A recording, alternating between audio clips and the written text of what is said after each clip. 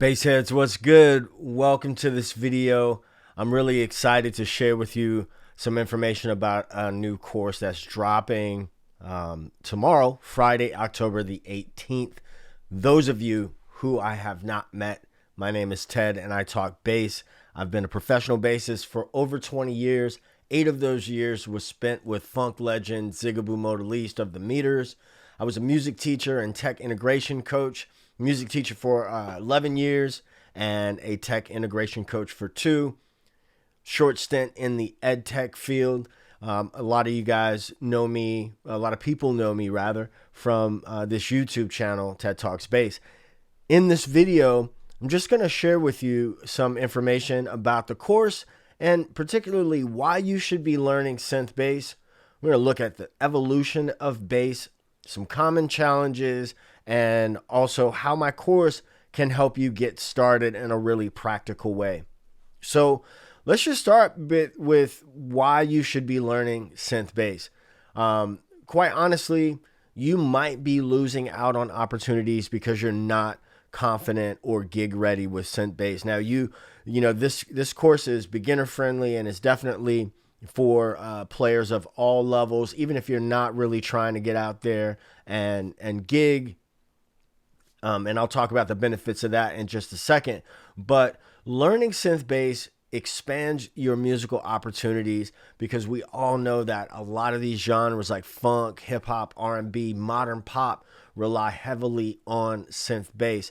Of course, you can fake it out a little bit with pedals and things like that, but learning synth bass allows you to get that authentic sound that, in my opinion, pedals can't always reproduce. And there's a physics thing in terms of that as well, where you just get a different sound, a more authentic sound with synth bass. The most important benefit, in my opinion, is an enhanced musical understanding. Learning synth bass encourages different approaches to harmony, rhythm, and sound design. And it's been my experience that few instruments allow you to see harmony the way that a keyboard instrument does. And so this really opens your creativity and deepens your understanding of music theory and production, and ultimately makes you a more well-rounded musician. And I want you to think way back in the days, right? Upright bass is the thing until about the 1950s. And so in 1951, Leo Fender comes out with the precision bass. You can imagine what happened to people who refused to double on upright and electric bass. At a certain point, it just became a necessity. And 70s, 80s, the 5-string bass comes in vogue. Now, I understand that Jocko only needed 4 strings. However, modern R&B, gospel, sure, you can get away with a lot of things on 4-string bass, but I like to think about that low B string as an insurance policy. It's better to have it and not need it than to need it and not have it. And so, these extended range basses were created for a reason, and the market demanded them. And so we all know that the synth bass has doubled or even dominated electric bass for many, many years now, from the 80s up until the present. Not that we don't still play electric bass, of course we do, but we are living in a synth-dominated world. I want to tell you how I got started playing synth bass, and it wasn't really that long ago. I bought the Novation Bass Station 2 really on a whim during a time when I was playing a 3-day-a-week gig on Bourbon Street. And one of the songs that we played was You Are In My System by The System.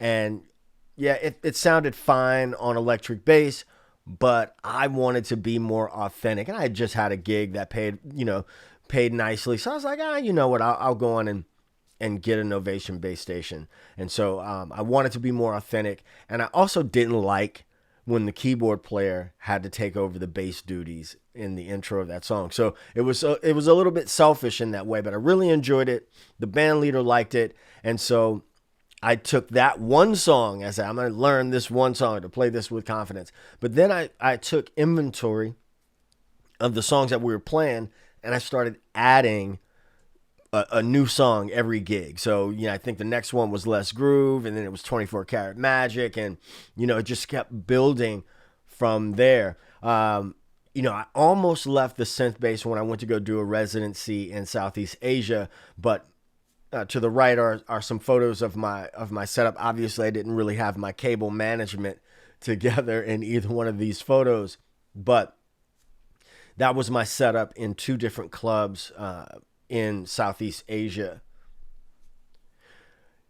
Still working on that cable management, but that's the calm before the storm at a recent wedding gig that I had. There's another thing that I notice about playing a keyboard instrument with confidence. It dispels the myth of the dumb bass player.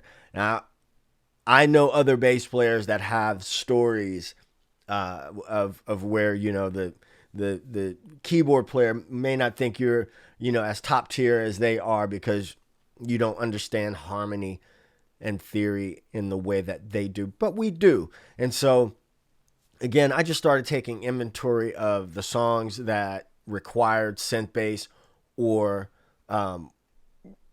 really sounded better with synth bass, and so I started adding those, and now I have a full repertoire, and I'm confident to go on any gig and play synth bass. Band leaders have really appreciated being able to confidently cop those sounds.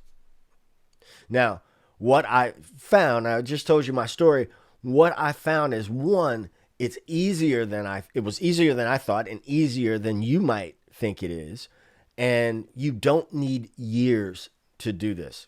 You do need a bit of focus, but you don't need years to confidently incorporate synth bass. Some of the common challenges that I've heard people talk about when it comes to adding synth bass is they are overwhelmed by technology. They think, you need to know a lot of music theory. You may be intimidated by the keyboard. And another one is imposter syndrome.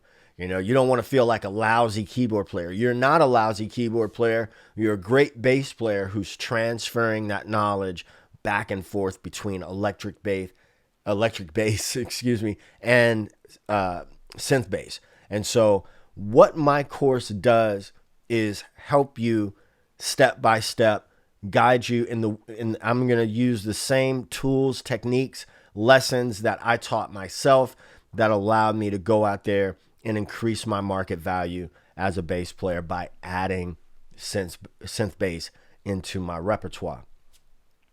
If you've watched me on YouTube, you know that I like song tutorials. I like to teach, kind of reverse engineer things.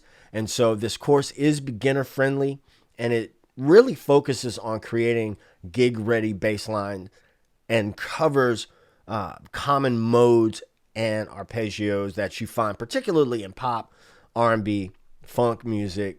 But I'm also giving you ways to look at the keyboard landscape and be able to reverse engineer these things in order to create your own grooves as well. So it is step by step. Also, one purchase gets you access to everything there and everything that comes after it. There are new song tutorials, new lessons that are going up. So you buy once, you're in there for forever.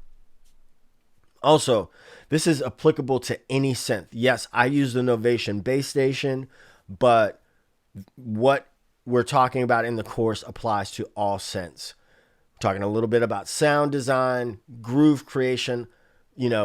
All those things are applicable to any synthesizer, so you don't need to worry about that.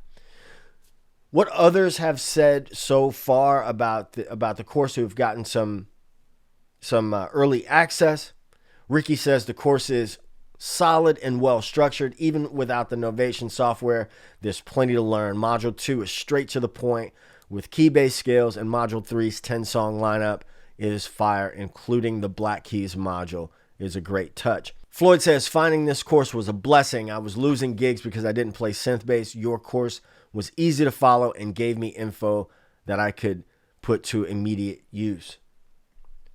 So here's the part you're wondering. The course is $99. You can use 4 interest-free payments of $24.75. You can also, for a limited time, you can use the code GROOVE for 20% off. So again, you're going to get step-by-step lessons on groove building, your rig setup. There's interactive scales and modes practice, and gig-ready songs. So there are tutorials on songs that you will play on gigs. You have access to all future updates and lessons that go into the course. So there is no subscription. It's a one-time thing. If you want to get started, you can go to learnsynthbass.com, or alternately, you can go to sonofabass.com/courses. And if you'd like, you can find me on Instagram at sonofabass and TED Talks Bass on Facebook. I appreciate you watching, and I look forward to seeing you over in that Synth Bass for Bass Players course. Peace.